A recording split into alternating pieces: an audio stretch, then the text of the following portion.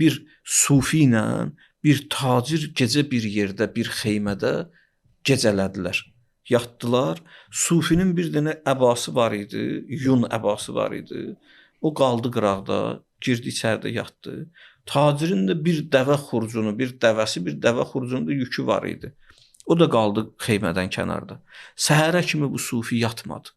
Çıxdı qırağa baxsın, gəldi. Tacir buna dedi, sən gecə tez-tez niyə çıxırdın xeymədən kənara? Dedi, mən qorxurdum, oğru gələr, mənim əbamı oğurlayar. Baxa, tacir ona dedi ki, sufiyə, sənin bir dənə dünyadan əban var idi. Onu bütə çevirmişdin özün üçün. Amma mənim bir dəvə yükü, cəvahiratım, yüküm hamısı xeymədən qıraqda idi. Rahat yatmışam. Rahat yatmışdım. Onlar mənim idi, mən onların deyildim. Sənin əban sənin deyildi, sən onun quluydun, sən onun idin. Yəni demək istəyirəm, bəzi adamlar görürsən İslam dünyasını belə təbliğat aparırlar möminlər arasında. Yox, möminin heç nəyi olmamalıdır. Mömin xeyr, bu düz deyil. Möminlər nə olmalıdır?